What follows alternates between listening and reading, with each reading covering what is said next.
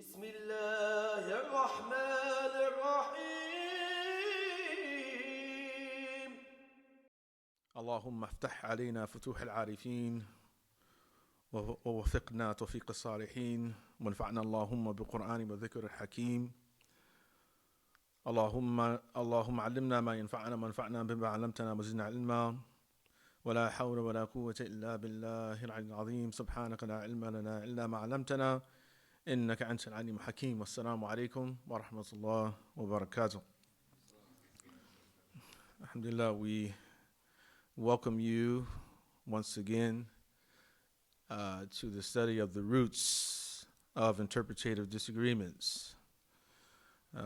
Many agreements, of course, disagreements are all about interpretation. But this is called the roots of interpretative disagreements, in particular, the interpretation of religious scripture. And the particular verse which guides our study, as mentioned before, is from Surah Hud, verses 118, 119, where Allah subhanahu wa ta'ala says, وَلَوْ شَاءَ رَبُّكَ لَجَعَلَ النَّاسَ أُمَّةً وَاحِدَةً وَلَا يَزَالُونَ مُخْتَلِفِينَ إِلَّا مَنْ رَحِمَ رَبُّكَ وَلِذَلِكَ خَلَقَهُمْ. That if Allah subhanahu wa ta'ala so willed, that He would have made humanity in a single community. But they will continue to be different except for those who, to whom God shows mercy, and for that reason He created them. وَتَمَّتْ كَلِمَةُ رَبِّكَ لَأَمْلَأَنَّ جَهَنَّمَ مِنَ الْجِنَّةِ وَالنَّاسِ أَجْمَعِينَ. And the decree of your Lord has already passed that that I shall fill hell with the sprites and all humanity altogether, being coupled together in hell. But of course, we ask Allah protection from that, and we ask Allah subhanahu wa ta'ala for His mercy. Today, there's quite a bit to cover, but what I do like to begin by somewhat summarizing things we've studied in the past. This particular text that we're studying, which is a versification of Imam Juwayni's Waraqat. The versification text is authored by a scholar known as Al-Amriti, as we know. And in the particular poem itself, the didactic poem, it is structured according to the same order of Imam Juwayni's original work. And so for that reason, he begins by defining Usul al-Fiqh, we call Islamic legal theory, or the foundation of Islamic jurisprudence, or Islamic law, many different ways to translate it. And then he begins speaking about what are called the legal judgments of Islam, or some translate as the moral values of Islam. And so in some regards we can say that, or in one regard we can say that Imam Juwayni, in beginning of starting his text in this fashion, he is beginning with the end in mind. That is to say that this particular discipline, the aim of this discipline is to ultimately discover those particular judgments that we believe to be from judgments which are in line with the divine will. And so he begins by giving classifications to human actions based upon what we believe to be in accord with Allah subhanahu wa ta'ala's will. And so he begins with the end in mind. So he talks about the seven, we call it the ahkam al-sab'a, the seven judgments. And as mentioned last time, that these seven judgments, 5 of them are what we call ahkam al-taklifiyya, accountability judgments, which apply to human actions before those actions are carried out. That is to say that if we have a desire to gain rewards, or through either an omission or an addition of an action, or the performance of an action, then we look to see what particular value has been assigned to that particular action. So some things are unlawful, some things are we call mubah, or neutral or lawful, some things are recommended, some are disliked, and some are compulsory. And so he begins with that, but then he also talks about what's called sahih and batil, or the valid and invalid types of action. And these particular judgments, they're applied to actions after they are performed. And so we call the accountability judgments with respect to the conclusion of their performance. Now, another type of judgment he didn't speak about, which is typically spoken about in this particular discipline, is we call the ahkam al-wada'iyya, which can be translated roughly as regulatory judgments.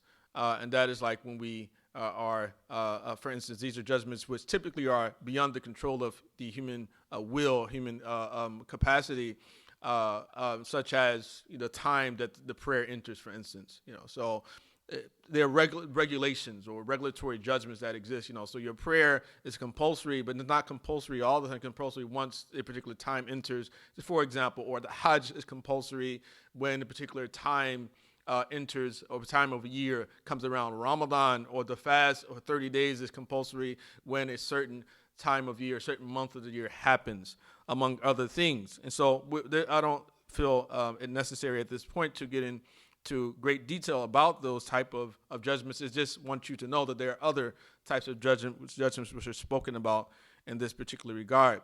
And then after speaking about the values, he then opens up a discussion of a number of terms that he seeks to define. And so one of those terms is the term we call al-ilm, knowledge itself. What is knowledge? What does it mean to truly know something? And so indirectly what he is trying to do is to allude to the very nature of the source of information that we are seeking to know. So for instance, that certain sources, when we speak about epistemology, we spoke about the source of truth, or the science of truth, that we spoke about empirical judgments, we spoke about legislative or scriptural judgments and rational judgments. And so basically, since we're dealing with law, we're dealing in particular with those judgments that pertain to Scripture.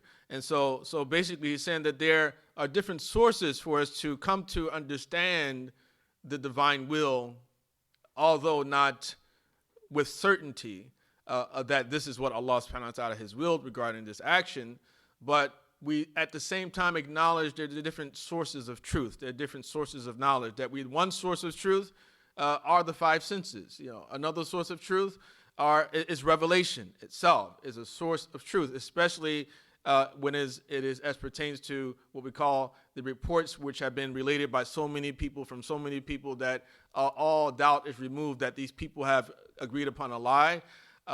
So for instance, the way that the Quran has been revealed to us, that we have certainty that the Quran we have today was the same Quran that was revealed to the Prophet Muhammad ﷺ, because there's so many people have memorized it and preserved it and related it in the same exact fashion over so many different lands, through different parts of the world, through hundreds of years, right, until the very day where we live.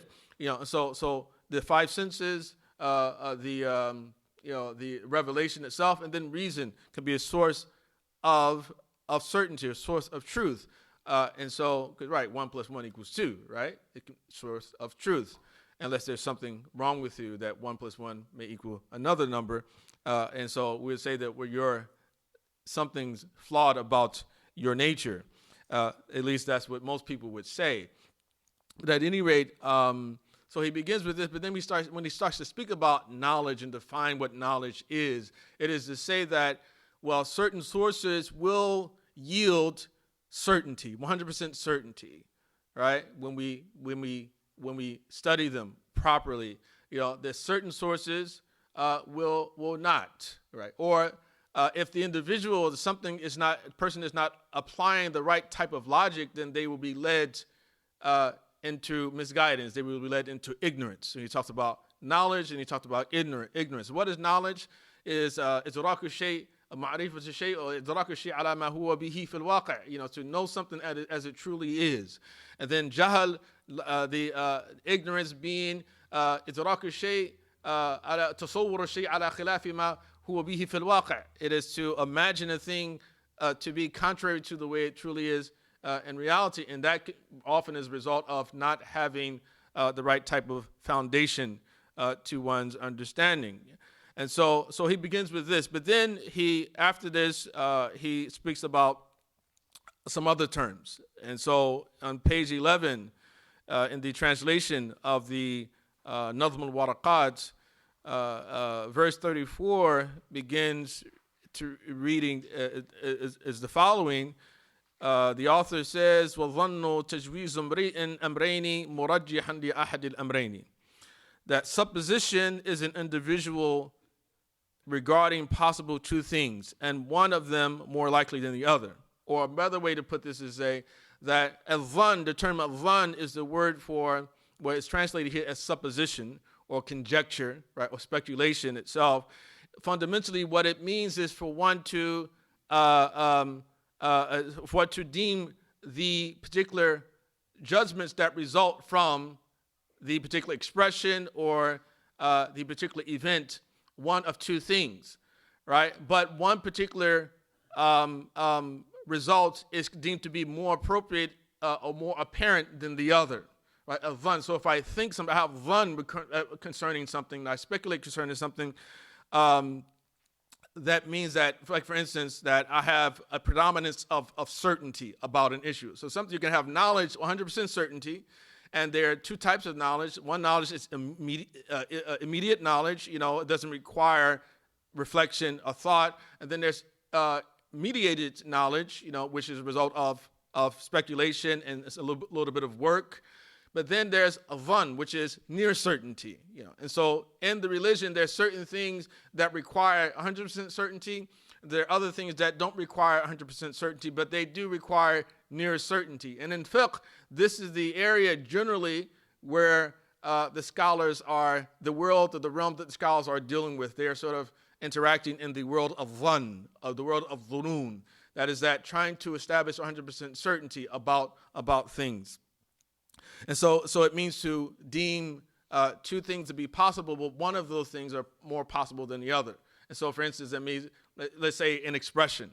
Right? For instance, even though we would call this, is a different term for this, but like the zahir, for instance, an expression that has two different meanings, but one of those meanings is more apparent than the other. And so a judgment can be built upon that. So again, there's a lot to cover, you know, and some of these concepts are going to be very difficult to understand at first, you know.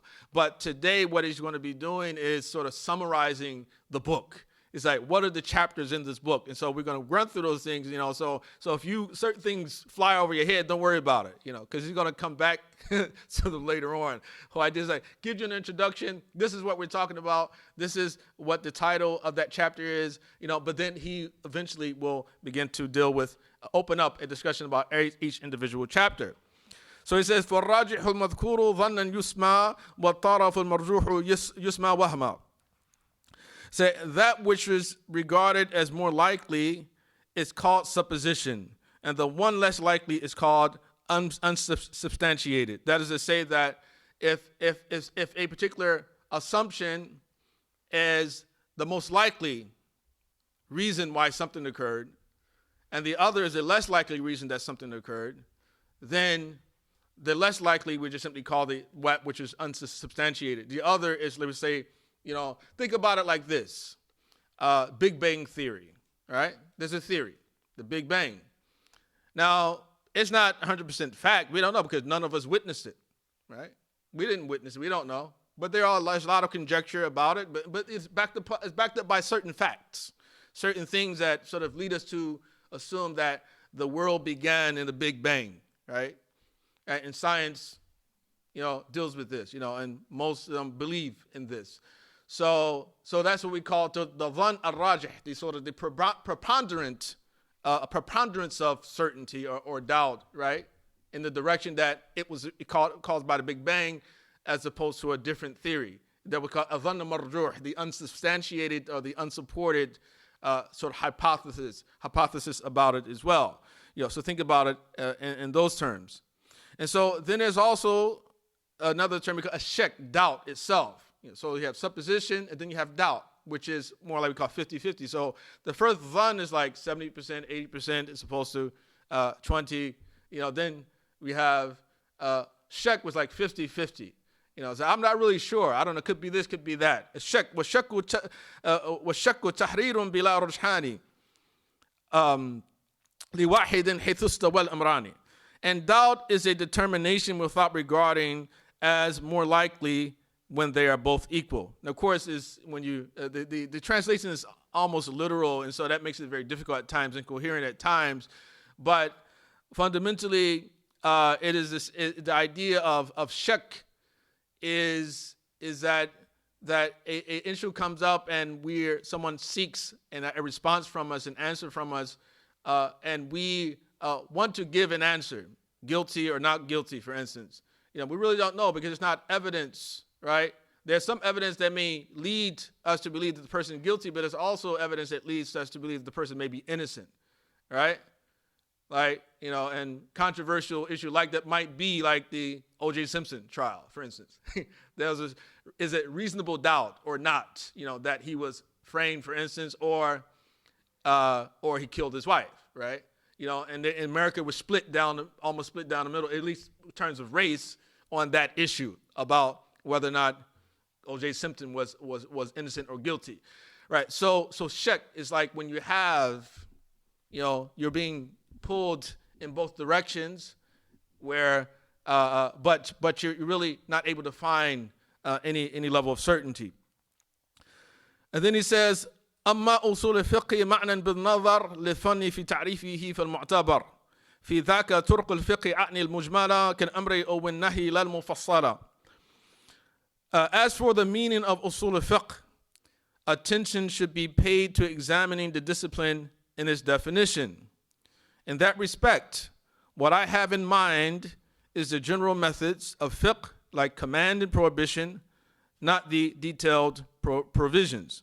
Right, and so that is to say that the ultimate aim of this science, as mentioned, is for us to know, or at least gain a general degree of comfort, a good degree of comfort that this might be what Allah subhanahu wa ta'ala has judged about a particular issue, right?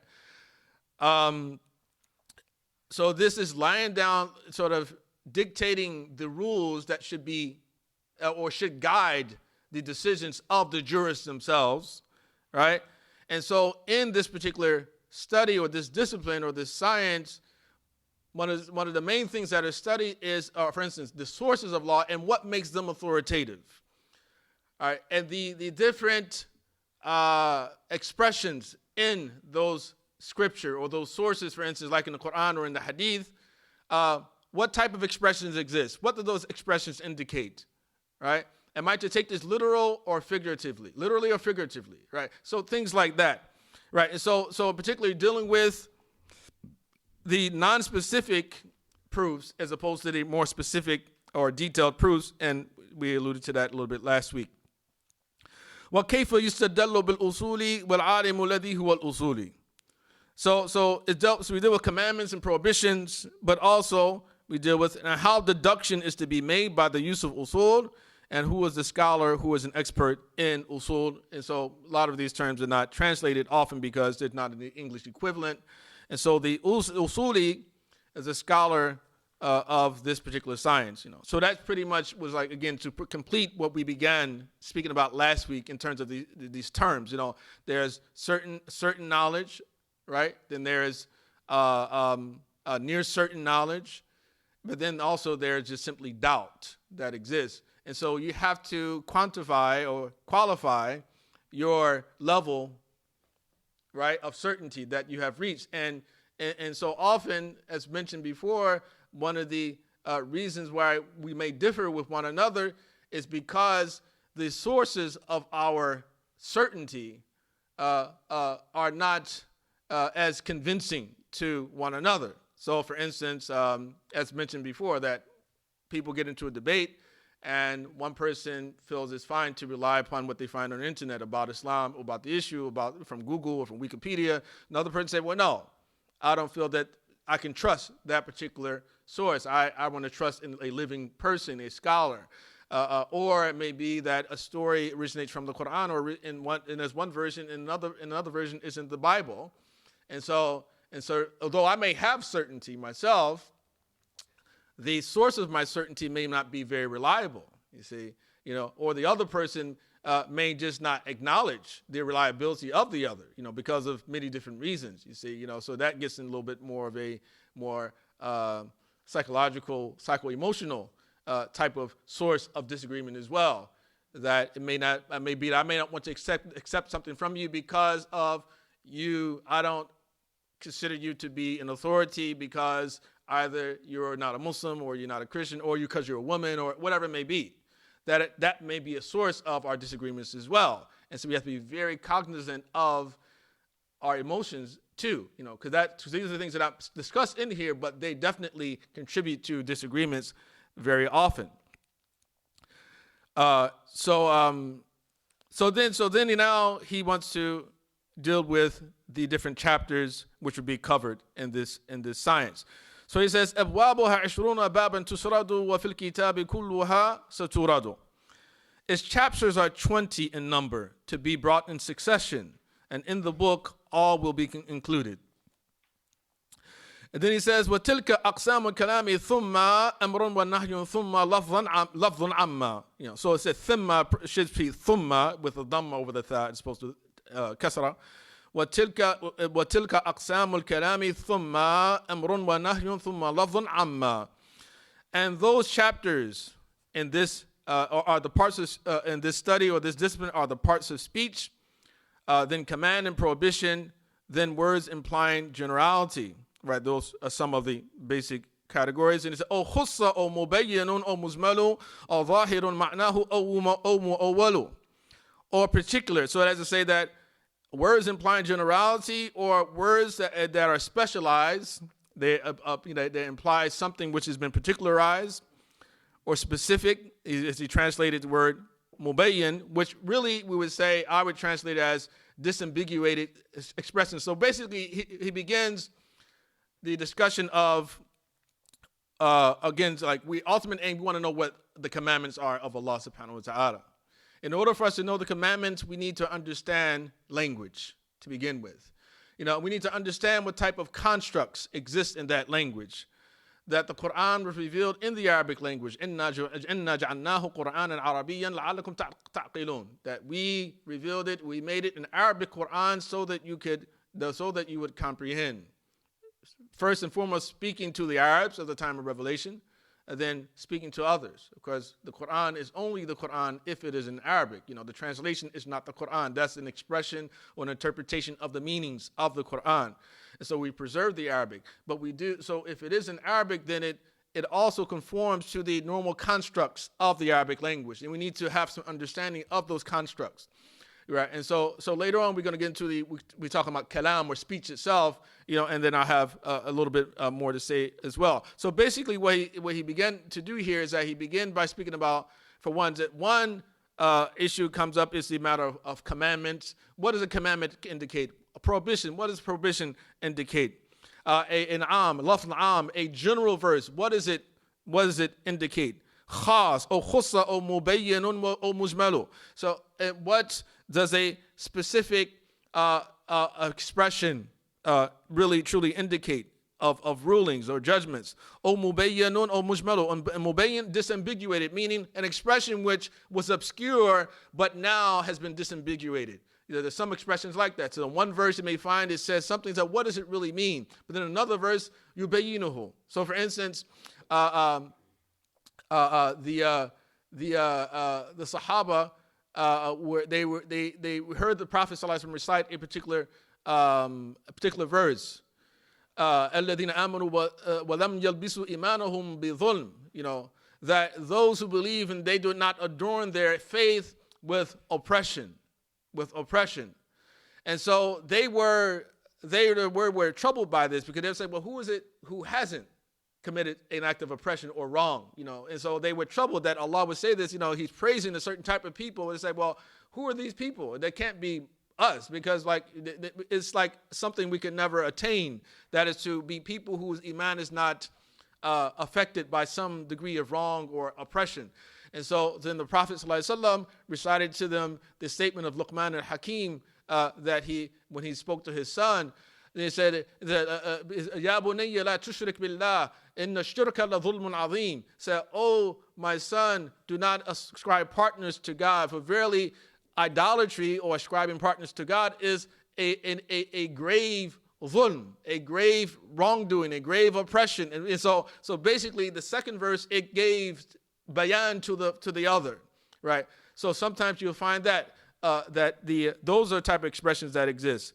O muzmalun, which he translates or comprehensive. So it's or particular, specific, or comprehensive. And these terms are very difficult to translate into English, but it takes some time. It takes a lot of dealing with these words in order to get an accurate translation.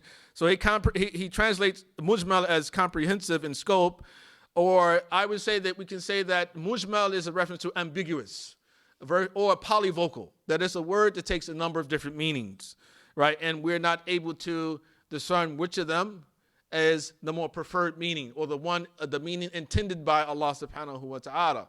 And so there are a number of those type of verses in the Quran or in the hadith of the Prophet sallallahu alaihi wasallam as well. Sometimes he uses expression which we call mujmal, or having a meaning that is evident. O zahirun ma'nahu, a type of expression that has a meaning which is evident, meaning that there's an expression that has more than one meaning, but I would call it is pseudo-explicit in its indication.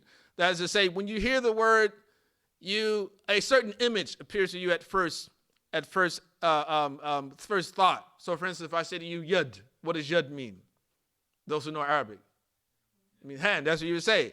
But yad also means a number of other things. It can mean ihsan. It means good, goodwill, good treatment of others. It can mean a tasarruf, the idea of sort of meddling or meddling with something. It can be a sultan, authority. It can be a quwwa, power. It might have a lot of different meanings that it has. But when you hear it, when you first mention it, people will say automatically what appears at first glance is that we call the jariha in Arabic, the extremity, right? The hand or the arm, right? That's what yad. So it's pseudo-explicit in that sense. So there's a certain way you deal with those type of expressions as well in the Quran. Aw mu'awwalu, or one depending on interpretation, or I would say, so the mu'awwal is often said to be the opposite of zahir, the pseudo-explicit, and you have the opposite of that, which I would say that those type of words whose figurative connotation has been adopted. So for instance, yad, if the pseudo-explicit meaning is hand, and one of the non-pseudo-explicit meanings is goodwill, then in a certain context I might be applying it to, even though Allah mentions it, and it has this apparent meaning, that sometimes He may mean the non-apparent meaning, right? So that's really what's been intended by that. And again, this is a summary of the topics, so don't feel overwhelmed. He's summarizing the 12 chapters of his book. وَمُطْلَقُ الْأَفْعَالِ ثُمَّ مَا نَسَخ, I believe it should be nasakh, not nusikh. وَمُطْلَقُ الْأَفْعَالِ ثُمَّ مَا نَسَخ حُكْمًا سِوَاهُ مَا بِهِ قَدْ انْتَسَخ. Is that, and also this section or this science deals with expressions or unconditional acts. He calls unconditional acts mutlaq al-af'al, and what's meant by the unconditional acts or the absolute actions of the Prophet ﷺ in particular are those things that he did, and there's no context offered for why he did them. So basically we're trying to offer a way to understand or to interpret those particular type of actions. An example of this would be, there's a hadith, sahih hadith, which it said that one day the Prophet ﷺ, he joined between Dhuhr and Asr, and he also joined between Maghrib and Isha, and he was not a traveler, right? It's in the Sahih of Imam Muslim. It exists. But it's like, why did he do it? Why did we don't know? We don't know. What do we do when we don't know exactly why he did it? Do we act upon it or do we leave it, right? So that's a discussion that comes up. وَمُطْلَقُ الْأَفْعَالِ ثُمَّ مَا نَسَخْ حُكْمًا سِوَاهُ مَا بِهِ قَدْ انْتَسَخْ. Then that which should probably be that which the legal force, or that the legal force of which was superseded, that by means of which it was superseded, and that by means of which it was superseded. That is to say that there is a discussion of abrogation, the theory of abrogation. In Usul al-Fiqh, or the science of Islamic legal theory, or the foundations of jurisprudence. Abrogation, what type of things can abrogate other things? What aspect of Scripture is abrogated? Is the entire passage, or is it simply the ruling in the passage? And then he says, كذلك الإجماع والإخبار ومع حظر ومع إباحة كل وقع. Likewise, the consensus, or likewise consensus is discussed, right? So what is consensus? Ijma', something that for the Sunnis, it is an extremely important issue. And there are many different ways to deal with ijma', and we'll eventually come to that. No need to get into any detail about it right now. So like consensus and the transmission with or without any restriction whenever they occur. Well, that is to say that, so we deal with ijma', consensus, and we call the akhbar as well. So just like before, the chapters, one chapter is on the actions of the Prophet ﷺ. Then another chapter relates to the reports about the Prophet himself and the statements and the actions of the Prophet ﷺ. And so, and whether those reports contain a prohibition or an authorization to do something, then all of those, well, both of those things occur in this particular book. في الأصل والترتيب للأدلة كذا القياس مطلقا لعلة. Right, and so في الأصل, similarly, analogy unconditionally when is discussed, joined to a reason. So unconditionally joined to a reason in the principle, and then the arrangement of proofs. So again, it's a very difficult translation. In other words, that in Usul al-Fiqh, one of the topics which are dealt with is one, qiyas, legal analogy. And a legal analogy is when we attach the ruling of one particular prescribed judgment with a judgment for which we don't know, or an action for which we don't know the judgment. So we attach one action to another, and we give them the same ruling on the basis that those two actions have the same element or same description or characteristic, which would make it either halal or haram. So for instance, when we think about the prohibition of wine and the prohibition of for instance, marijuana, of smoking marijuana, that the scholars, what they did is say, well, they didn't equate them on the basis of their appearance. We do a qiyas al-suri, say, well, because if you base it on that, then marijuana would be fine, right? Because if we say the reason that wine is haram is because it's a fluid, right, then that would make water also haram. It will make juice also haram, right? It will make milk also haram. So, and we say the reason, and so, but if you base it on that, this characteristic, then then we couldn't say anything about marijuana. But we can say a whole lot about all these other things, So a lot of things that are not mentioned in the Quran all of a sudden become haram, right? So we say, well, rather we look for the operative reason. Why did Allah make this haram? And so basically, the scholars have said it's because it produces inebriation, intoxication, right? Or it has the effect on the mind, it impairs one's judgment, right? And since marijuana does the same thing, impairs judgment, right? A very serious impairment of judgment, they'll say, okay, we can attach it with wine, right? What tartibu lil-adillah. So analogy is one thing it dealt with there, but then also what tartib lil-adillah, which he says the arrangement of proofs. That is to say that a discussion of the hierarchical arrangement of the sources and proofs of Islam. So we believe the Quran is the ultimate authority, right, followed by the Sunnah. But that doesn't mean that it's always the case. It's sometimes something that originates from the Sunnah has equal force as the Quran.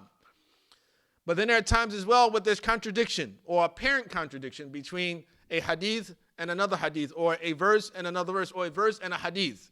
What do you do? How do you reconcile them? What has greater authority? If a principle by one of the imams contradicts with a hadith, like for instance, Imam Malik's following of the authority he gave to the actions of the scholars of Medina. If it contradicts with a hadith, which is ahadi, or it's not it's not as it's not indisputable in its authenticity, how do you interact with it? Or Imam Abu Hanifa's, the Sunnah Mashhura against a Sunnah Ahadiyya. There are many different examples of this, and we'll eventually come to those. But this is a discussion in this science as well. And then he said, وَالْوَصْفُ فِي مُفْتٍ وَمُسْتَفْتٍ عُوهِدْ وَهَكَذَا أَحْكَامُ كُلِّ مُجْتَهِدٍ. And the conventional description of the issuer, meaning the Mufti, the one who gives judgment. And I believe back when Dr. Hatem first, he had published this, first translated this, that Mufti wasn't a popular word in American English, but now it's sort of normal, so you can actually utilize it. It's an English word now, Mufti. Fatwa is an English word now. So, and the conventional description of the issuer and the seeker of a fatwa, and likewise the conditions that must be met by each mujtahid. Right, so this is a discussion that comes up often, even though it doesn't have to do with the core of the subject of Usul al-Fiqh, and that is to say the qualifications of individuals to actually exercise their particular opinions or views or perspectives or interpretations of the scripture itself. And so, finally, we come to a section related to the parts of speech. Babu Aqsam al-Kalam. A chapter concerning the parts of speech. Again, why are we concerned about this? Because in order for us to try to glean some wisdom from the revelation, or put a different way, a better way, is that in order for us to at least approximate a knowledge of the divine will, then we can't just simply do that if there has not been something articulated to us.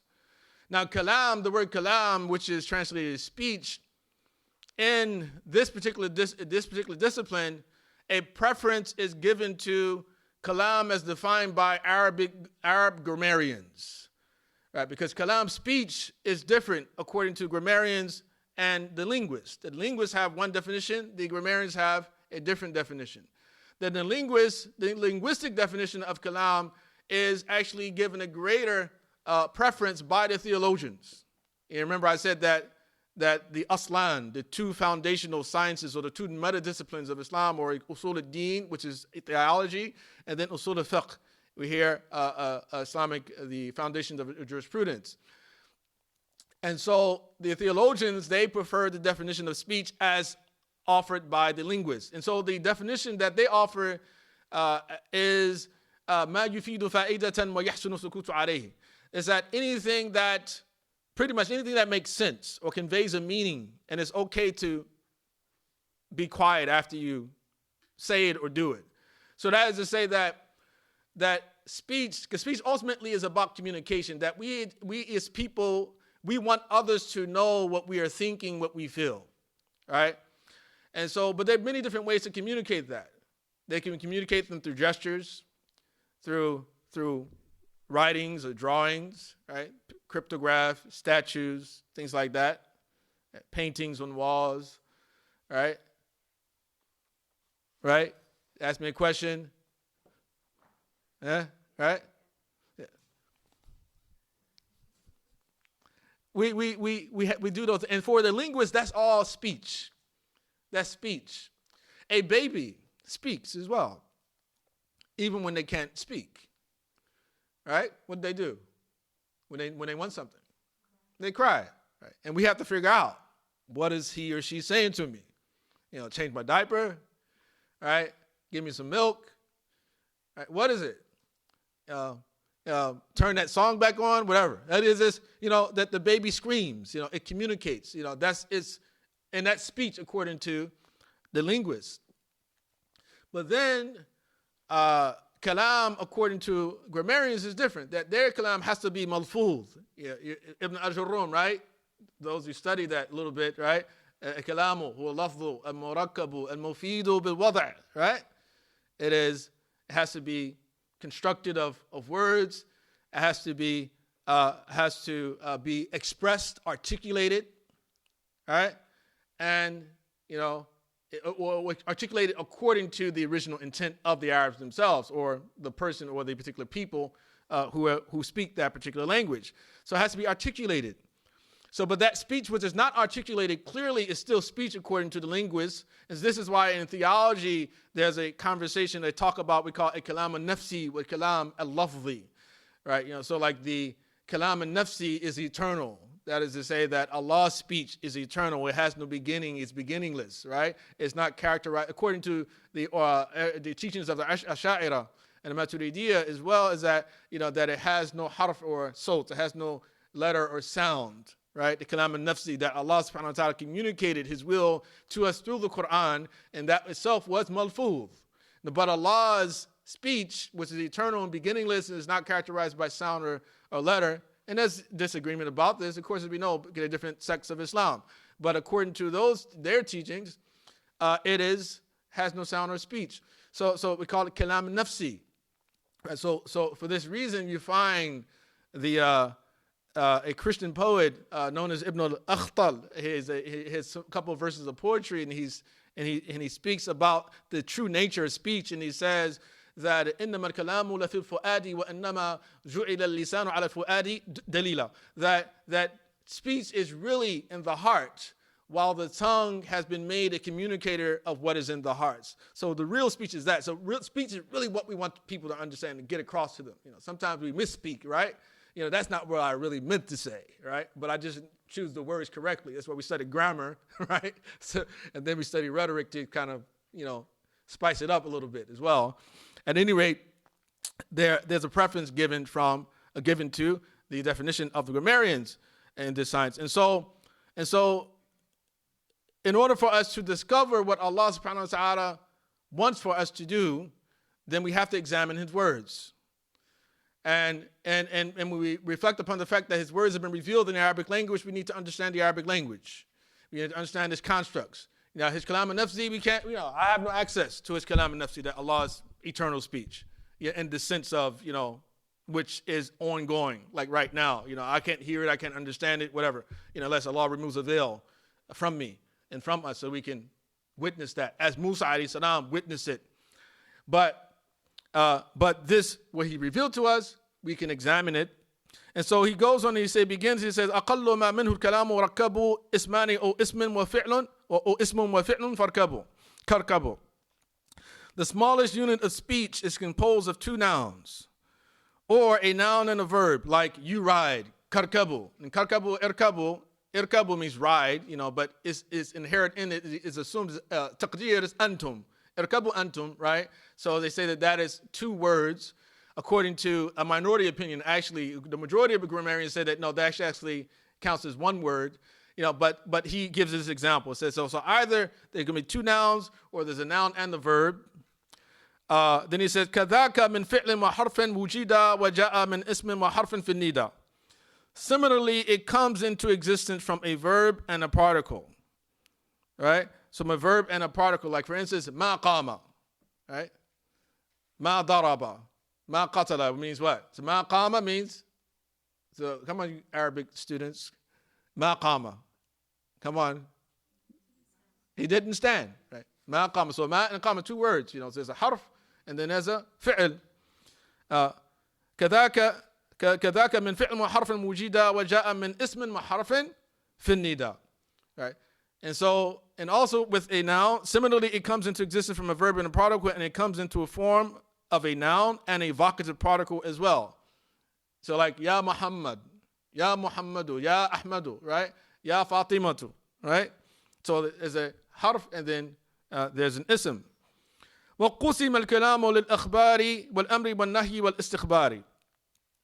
And speech is divided into statements, commands, prohibitions, and interrogative. Right, so that the most fundamental division between speech, or parts of speech, or we say expressions, are two. And so one is what we call a khabar, and then the other called insha. Al-khabar is ما يحتمل الصدق والكذب. It's that any expression which can be falsified, pretty much. It can be true or false, right? So we call this sort of descriptive expressions. Some expressions are descriptive, right? Muhammadun Kareem. Muhammad is generous. He's noble, right? It's descriptive. And then insha is another word for talab, right? So is ma la yahtamilu as-sidqa bil-kadhib. Expressions that they're not subject to falsification. They cannot be proven false or true, right? And as to say, like for instance, the awamir wa nawahi, commandments and prohibitions, right? Because you say, ijlis, sit, true or false? Sit, true or false? No, or neither, right? Okay. And then somebody said true or false, and I don't know what's going to happen there. Maybe you have to call the police. Yeah. So ijlis, la taq'ud, right? Don't sit up. But don't sit. So here, they're not subject. So those are two basic categories. But then Imam Juwayni adds an istikhbar, which is an interrogatory. And so an interrogatory is like, of course, now a request for someone to do or not do something, or a question about a description or a prescription. So you have descriptive, you have prescriptive, and then you have a question about a description or a prescription, right? So he adds this third category. So hal Muhammadun fid dari, is Muhammad in the house, right? Right. So it's not a description, it's not a prescription. Rather, it's a question about a descriptive phrase here. ثم الكلام ثانيا قد انقسم إلى تمن ولعر وقسم. Secondly, then speech is divided into a desire we call tamanni. And tamanni is like a wish, when someone wishes for something difficult to happen. ليت الشباب يعود يوما فأخبره بما فعل المشيب. That I wish, right, youthfulness would return one day and tell old age what it did, right? And so old age would tell it what happened. So here, later, shabab, in Arabic, later is utilized for the idea of wishing something. Later, shabab ya'udu yawman, fa'ukhbirahu bima fa'ala al-mashibu. Right, I wish youthfulness would return one day so that old age can tell it what happened. So here, of course, and we know that youthfulness is not going to return. So there's some expressions like that. It's part of the creativeness of the language. And so tamanni wa ard, and then we have gentle request. Ala tadkhulu fi dari. You're not going to come in? You're not going to come in? So a gentle request, wa qasam, and then you have the aqsam, or the oath. Like in the Quran, Allah says, وَالضُّحَى وَاللَّيْلِ إِذَا سَجَى. So I swear by the morning light and by the night. So Allah, وَالشَّمْسِ وَضُحَاهَا وَالْقَمَرِ إِذَا تَلَاهَا وَالْعَصْرِ, right? وَالْفَجْرِ وَلَيَالٍ عَشْرٍ. Right, so you have this all throughout the Quran. How do we understand those type of expressions? وَثَالِثًا إِلَى مَجَازٍ وَإِلَى حَقِيقَةٍ وَحَدُّهَا مَسْتُعْمِلًا. I think this is probably incomplete. I have to read the following page. So, وَثَالِثًا إِلَى مَجَازٍ وَإِلَى حَقِيقَةٍ وَحَدُّهَا مَسْتُعْمِلًا مِنْ ذَاكَ فِي مَوْضُوعِهِ وَقِيلَ مَا يَجْرِي خِطَابًا فِي اصْطِلَاحٍ قُدِّمَ. So, and thirdly, it divides into allegorical and real, or you can say figurative and literal. And the definition of the latter, the literal, is that which is consistently used concerning its established meaning. It has been said that it is the common mode of address conventionally agreed upon. In summary, what this means is this, is that, so we were just talking about different types of words, different types of expression, but then now we're talking about usage. So parts of speech, there are verb, there's a noun, there are particles, there are descriptive expressions, there are prescriptive expressions, but then how do we utilize these things? Are they, when we hear them, do they mean exactly what they mean, right? Or do they take a sort of a more hidden or a more obscure meaning involved? So here it's talking about usage. So as first, we call it literal usage of a word. The literal usage of words, it says, it's a definition of the latter is that which is consistently used concerning its established meaning. And that is to say that whatever the original meaning of that word was, according to the Arabs, is its literal meaning. Or according to anybody, its literal meaning. That's what's meant by it. And so, for instance, yad, right? The literal meaning is hand or arm, right? That's the literal meaning of it. The haqiqah of yad is this. That's the haqiqah of yad. And the majaz of it, the figurative usage is ihsan, tasarruf, sultan, al-quwwa, right? Things like that. Those other possibilities, or metaphorical or figurative usages of the word, is that it has been said that it is the common mode of address conveniently agreed upon. That is to say that another definition offered for majaz is what people themselves, or the haqiqah, I'm sorry, the literal meaning of something is what has become common amongst the people to understand, to utilize the word according to, even if it's not the original indication of it. So for instance, like we have words in Arabic like Ja'far. Right? We all know Ja'far. We heard that word before. Some people call Ja'far. What does Ja'far mean? Anybody know? Its original meaning. The average Arab today doesn't know what the original meaning of Ja'far. Even the Arabs of old most of them did not know what it meant. But the lexicographers, they waited to dig up, its application, through poetry and things like that. And so Ja'far's original meaning was nahrun saghir, a small body of water, like a small river. So it's sort of a type of words whose original meaning has been sort of superseded, abandoned, or even forgotten, we would say. And so Ja'far just becomes like somebody's name. Oh, Ja'far, Ja'far. It's Ja'far. What does it mean? Oh, no, Ja'far. It just means nothing. It's Ja'far. Right? That's the way people would take it. أقسامها ثلاثة شرعي واللغوي وضع والعرفي. And its divisions are three. So the divisions of al-haqiqah, of literal usage, are three. The haqa'iq, there are thalatha. There are three. The three literal usages. And of course, the context determines it. And this is an important part of this whole discussion. It says that its divisions are three. Shari, that is to say there's certain usages, a haqiqah, which is a shar'iyah. It's just in the sharia of Islam, that this becomes the literal meaning of something. And that is to say in a certain context. In the context of the Muslims, that certain words gain a certain type of literal application. Like when you first hear the word, a meaning, an understanding appears to you at first glance, even though that might not have been the original linguistic meaning of the word. So when we use a word, it has to be used and applied, and the judgments that result from those words have to be applied according to that context. Like for instance, salah. So if Allah subhanahu wa ta'ala says, وَأَقِيمُوا salah, we don't say, well, what did he really mean? Did he mean just make dua? Because that's what the original connotation was with the Arabs. Say no. For us, no. Allah, if you say you got to make salat. Fard. The salat, right? We know with the ruku' and the sujood and the jalsa and the salam and the takbir, ihram, all of that's what it means for us. That's a haqiqah, shar'iyah.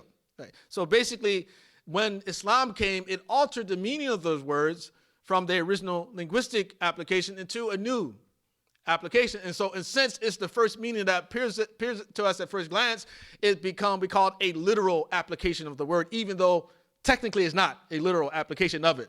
So basically, they called it a haqiqah shar'iyah, a scriptural literalism or scriptural convention. The second is the lexical, al-lughawi al-wada'. Al-lughawi, al-haqiqah al-lughawiyya, also called al-haqiqah al-asliyah, also called haqiqah al-wad'iyah. So all three of those apply to the same thing. That's say, then there's the linguistic original meaning. So like salat originally means dua. That's what it means in its origin. It means supplication. You make supplication. For the Arabs before Islam, that's what it meant. So if you're reading a pre-Islamic text and they say salat, this doesn't mean what it means for the Muslims. So we have to be very careful about that. So we don't make that mistake that we're reading. And I remember a few years ago, there was like this letter going around about from supposedly from Willie Lynch, If those are not familiar with Willie Lynch, this is the word we get the term lynching from, like blacks in America were lynched, Willie Lynch. It was a letter supposed to be directed at the African-American community. And some people was like, Willie Lynch wrote this letter. But if anyone knows language and know the history of English and how certain words didn't exist in the back, you can clearly see that the actual text was falsified because he was utilizing 21st century sort of language. And they say, well, they weren't using words that way back then. So we know he couldn't have possibly have written this letter. And so and in the same fashion that when we think about how, for instance, there are Muslims who disagree about whether or not Allah literally has a hand, for instance.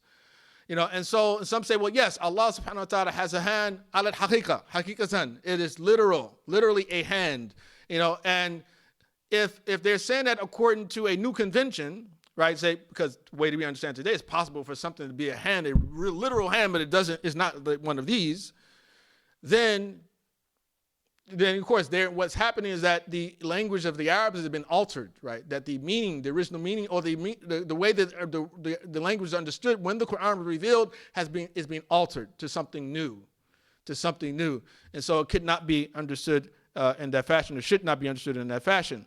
And then lastly is customary, or that is to say, there's a customary literalism, a literalism that is based upon the custom, and say, for instance, like. Experts, professionals, right? Like doctors have their own sort of way that they utilize certain normalized or sort of colloquial words. Scientists, in the Arabic language, for instance, if I ask you, what is fa'al? What is fa'al? What does that mean? Fa'al, what is fa'al? A doer, right? So linguistically, this means somebody who does something, right? Fa'al, but in grammar, it means what? What's the fa'al in the jumla fi'liya, right? Fa'al fi jumla fi'liya. Fi'lun fa'al wa maf'ul bihi, right? The fa'al is what? What does it mean? Right, the doer of the action, right? The person who does an action. Right, marfu' means what? Marfu' linguistically means what? Raised up, elevated, right? Right, in grammar, marfu' means, right, it's like a word that takes a dhamma, right? If it's singular, it has alif noon if it's dual, muthanna, right? It takes waw noon if it's jamr mudhakkar salim, sound masculine plural, right? Marfu'. And ilm al-hadith, marfu' means what? The science of hadith. What's marfu'? Come on, Aisha, I see you. Marfu'. What is it? Right, exactly. A hadith, right, which is attributed to the Prophet sallallahu alaihi wasallam, whether or not the chain is connected, right? Marfu', hadith marfu'. So like in different areas of specialization, it has different meanings, you see. But they call it a haqiqa urfiya. So for instance, if I'm studying a book of hadith and I see marfu', my first assumption is not going to be, oh, this is just talking about elevated, just literally. It's like I remember some years ago, there was a friend of mine who had, he studied a little bit and he had read a tafsir book and in the tafsir book it said, after mentioning a particular hadith, and it says, "Hada hadithun gharib." This is a strange hadith, and he took it literally. He didn't study hadith science, and I was like, well, no, they don't mean like strange, really strange. It's like or weird. This is a mustalah, is a nomenclature, which is intended there. So you have to be very careful about. The first thing you learn when you enter science is the nomenclature, right? So the Quran as well, it may have some nomenclature, salah, zakat, hajj, right, som, but those things, they mean something different for different people, you see. But when Islam came, they had to take on a different connotation. ثم المجاز ما به تجويزا في اللفظ عن موضوعه تجوزا. Then the allegorical or figurative is that by means of which in your wording you go beyond the established meaning.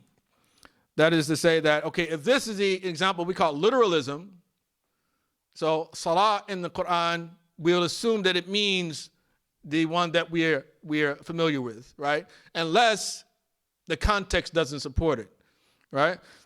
Zakat, same thing, unless the context doesn't support it. Then we do what's called, we adopt the majazi meaning, right? The figurative application, the non-pseudo explicit, right?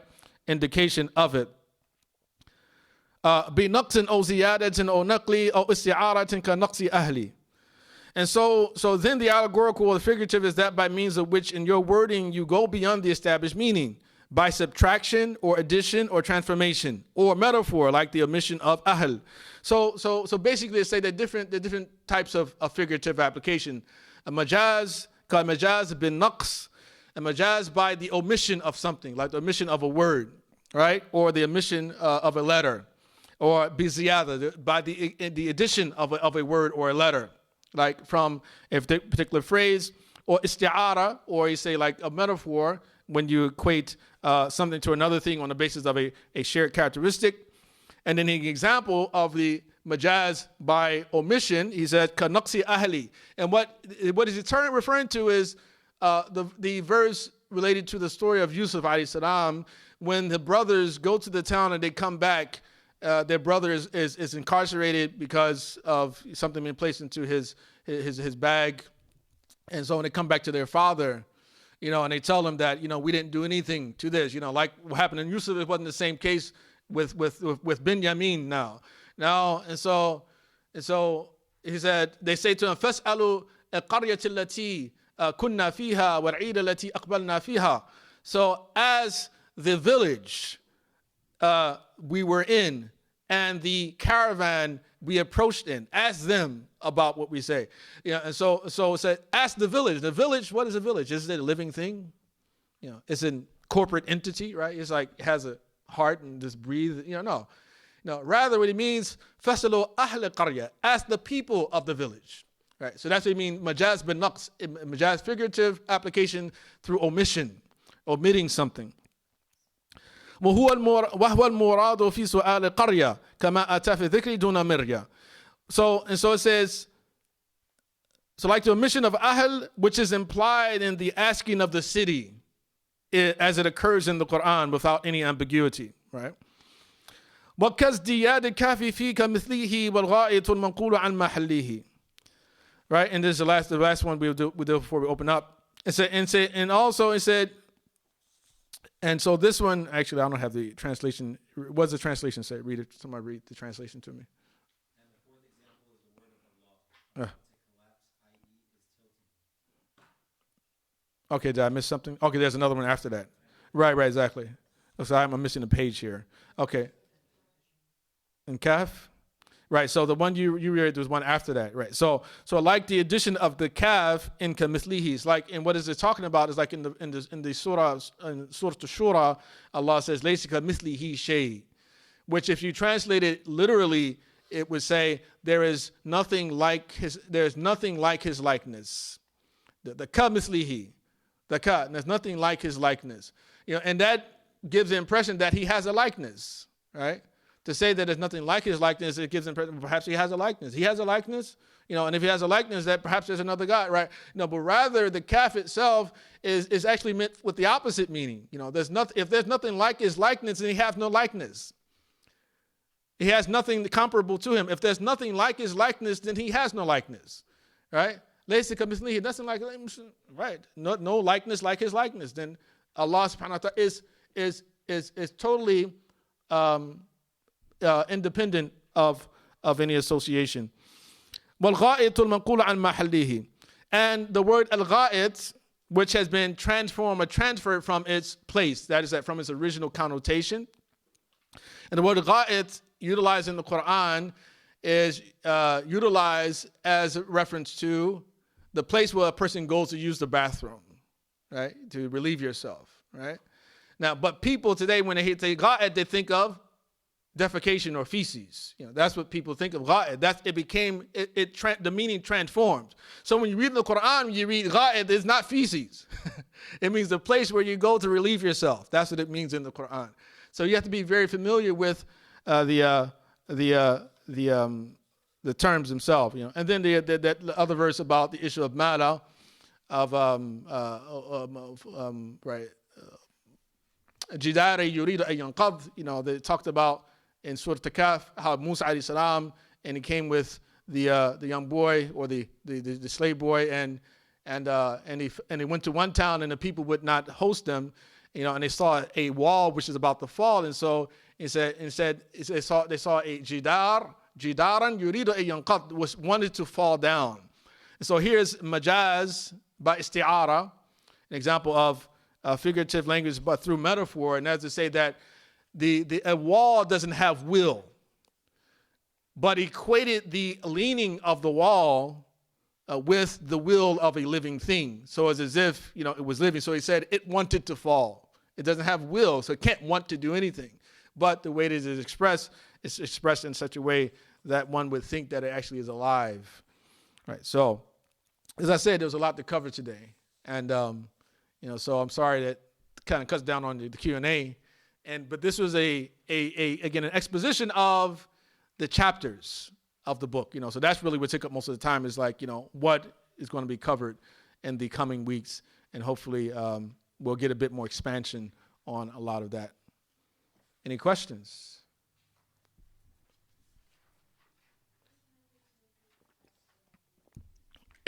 Yes, inshallah.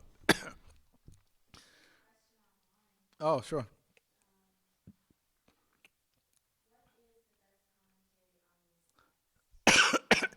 What is the best commentary on this text? Well, the text of the Nazm of Al-Waraqat, I really couldn't say what is the best commentary on it. I'm not sure if there are many commentaries on it. But the Waraqat of Imam Juwayni, there are a number of different commentaries on the Waraqat of Imam Juwayni. The most famous commentary is the commentary of Imam Mahalli, Jalaluddin al-Mahalli, who is the co-author of the Tafsir al-Jalalain, which he was co-authored with Imam Suyuti, or say after Imam Mahalli passed, Imam Suyuti completed it and then called it Tafsir al-Jalalain. And so Imam Mahalli, his commentary is the most famous of all of them. Any other questions online, or it look like everybody here? It's fine. Yes, Fadl, Yusuf. 52. Okay, line 52. Okay. All right. من ذاك في موضوعه وقيل ما وحدها ما استعمل في من ذاك في موضوعه وقيل ما يجري خطابا في اصطلاح قدم. Right. So, right, they're speaking about the haqiqah, and then line 52, speaking about the literal usage. So it gives one definition, which is to utilize a word according to the way that it was originally intended.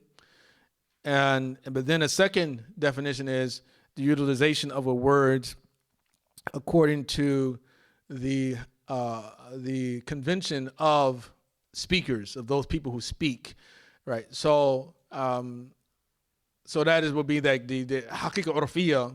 It'd be equating it with haqiqa urfiya in that sense. So basically, if two people or more people understand what's meant by it when it's said, then it will be also a haqiqa. So that's why he got into the three division after that. So basically, the book adopts the second definition as opposed to the first. The first definition will be equivalent with haqiqa al-lughawiyya, the linguistic literal usage. But then he mentioned the second definition, he automatically opens us up to say, okay, well, no, so if it's based upon the context, then it divides into these three different categories, al-lughawiyya, al-shar'iyya, and urfiyya. And Imam Abu Bakr al-Baqillani adds diniyya as well, so he makes it four. But again, it's a lot of it's semantics, realistically. And so fundamentally what this means is that when we say the istilah of something, and we call this ma'nahu istilahan, the meaning of a word as agreed upon by those people who speak, right, on in those particular contexts, you see. So as long as you understand. I remember I was in Morocco one year, and we were riding on the road, me and my brother-in-law, and there's a Moroccan in the car in front of us. It had on the back of his window, it says, the man is bad, And so my brother-in-law was like, oh, this guy's stupid. It's like he didn't realize he's calling himself a bad thing. He said, I'm bad, It's like, bad is bad. I was like, no, he actually means it in a different way. He means bad meaning good, So it's like, oh, okay, I didn't understand it. I didn't get that, So you have those. Did that help? Help any? Okay. Does salah entail praying exclusively as in Inna Allah wa malaikatahu yusalluna ala nabi, meaning they supplicate? Yeah, indeed. So, and that's an example, a very good example of how salah doesn't mean in the Quran what it should mean when we typically look at it, we typically find it, right? So we say aqimu salah will be the haqiqa shar'iyya, right? That is the salat al-makhsusa bi arkan, bi ruku', all the fara'id, sunan and things like that in the prayer itself. But then we have these other contexts where it says inna Allah wa malaikatahu yusalluna ala nabi. Verily Allah and his angels, they do salah upon the Prophet sallallahu alaihi wasallam, right?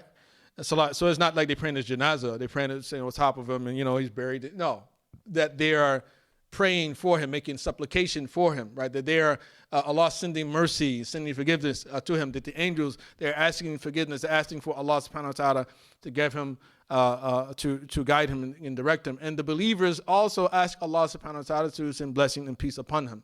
Sallallahu alayhi wa alihi wa sallam. So it said, Ya ayyuhalladhina amanu, sallu alayhi wa sallimu taslima. Sallallahu alayhi wa sallam.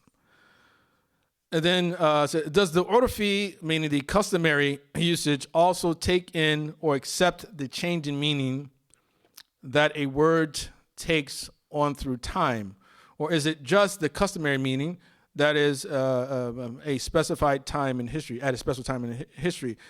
Well, again, it's like what's important about all this, I think that saying this was not directly answering the question, but what's important about this is to understand that anytime you're picking up a text, you need to understand what words meant in that particular era to the people who are reading the text, right? Because they don't always mean the same thing, right?